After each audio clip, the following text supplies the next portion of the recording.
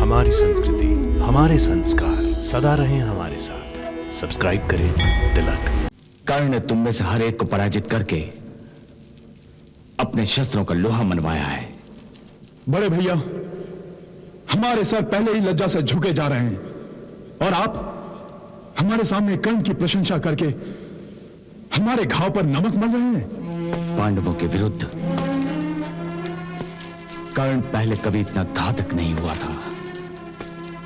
वो बार बार हमसे हार चुका है। अर्जुन ने तो उसे मार भगाया था, परंतु समझ में नहीं आता कि अब कर्ण इतना घातक कैसे हो गया। उसके हर प्रहार में इतनी भीषण शक्ति कहां से आ गई है। आप सबके संकल्प और प्रतिज्ञाओं के ठंडे पड़ जाने के कारण ही कर्ण आप सबको पराजित करने में सफल हो रहा है। मैं ये देख रही हूँ कि भरी सभा में मेरा अपमान करने वालों को दंड देने के लिए जो 5 फन उठे थे, प्रतिशोध के वो सर्प भी आज ठंड से अकड़े हुए सांपों की भांति निष्क्रिय हो गए हैं। कर्ण हमारे रास्ते का रोड़ा बन गया है। आज तक वो जिस किसी पांडव के सामने आया है, उसने अपने आप को हर पांडव से बढ़कर साबित किया है। कर्ण ने तुम में से हर एक को पराजित करके अपने शस्त्रों का लोहा मनवाया है।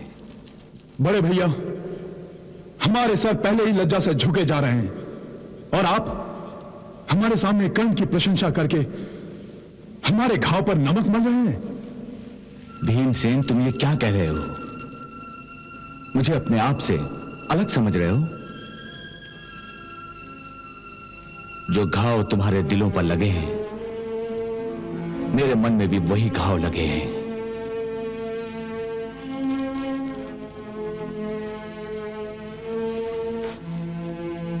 पांडवों के विरुद्ध कर्ण पहले कभी इतना घातक नहीं हुआ था। वो बार बार हमसे हार चुका है। अर्जुन ने तो उसे मार भगाया था, परंतु समझ में नहीं आता कि अब कर्ण इतना घातक कैसे हो गया। उसके हर प्रहार में इतनी भीषण शक्ति कहां से आ गई है। हर पांडव उसके सामने कमजोर क्यों पड़ रहा है? क्यों नकुल और सहदेव कर्ण के सामने टिक नहीं सके? क्यों भीमसेन की सारी शक्ति कर्ण के सामने विफल हो गई?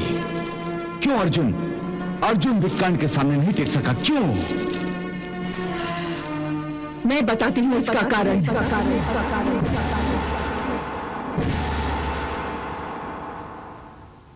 पांचाली, तुम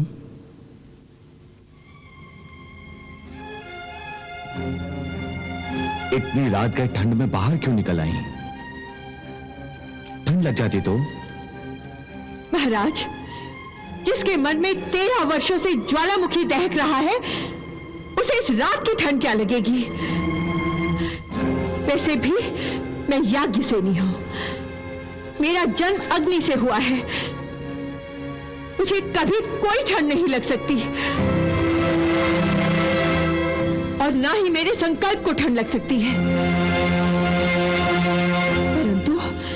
परंतु मैं ये देख रही हूं कि मेरे अपमान का बदला लेने के लिए आप सबके दृढ़ संकल्प और प्रतिज्ञाओं को अवश्य ठंड लग गई है।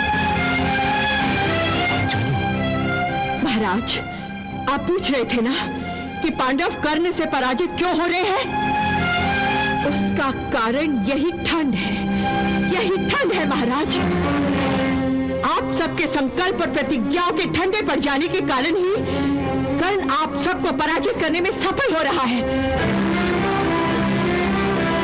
मैं ये देख रही हूँ कि भरी सभा में मेरा अपमान करने वालों को दंड देने के लिए जो 5 फन उठे थे, प्रतिशोध के वो सर्प भी आज ठंड से अकड़े हुए सांपों की भांति निष्क्रिय हो गए हैं। मैं ये भी देख रही हूँ कि जो आंखें खून से लाल हो रही थी और जो चेहरे प्रतिशोध की आग से लाल हो रहे थे, उन पर निराशा का अंधेरा छा गया है।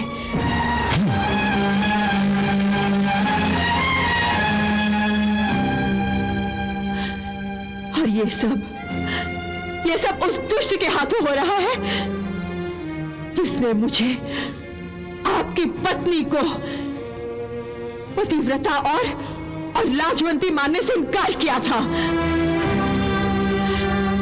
क्या आप सब वो दृश्य भूल गए जब भरी सभा में मेरा अपमान किया जा रहा था? तो वो पापी कैसे अश्लील कह लगा रहा था।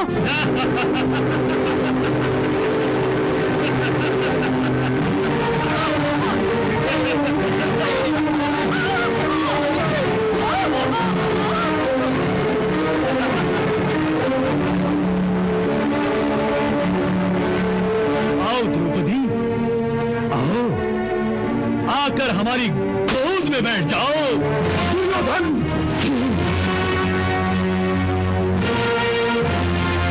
तूने एक स्त्री का ही नहीं, मेरी पत्नी का भी अपमान किया है। किसके मान सम्मान की बात पर तू इतना क्रोध कर रहा है? और किस मुंह से तू इसे अपनी पत्नी कह रहा है?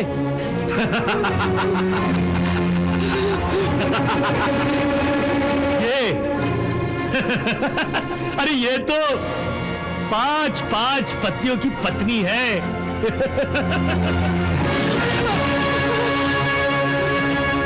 पांच की जगह अगर 6 हो जाए तो कौन सा आसमान टूट पड़ेगा?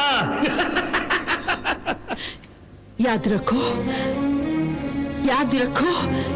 कि कर्ण ही वो पापी है जिसने आपकी पत्नी के अपमान का आरंभ किया था। इसलिए यदि अपने आप से न्याय करना है तो सबसे पहले, तो शासन से भी पहले कर्ण को उसके पाप के लिए मृत्यु दंड दो। कर्ण की जिन आंखों ने आपकी पत्नी पर बुरी नजर डाली थी, उन आंखों को हमेशा हमेशा के लिए बंद कर दो।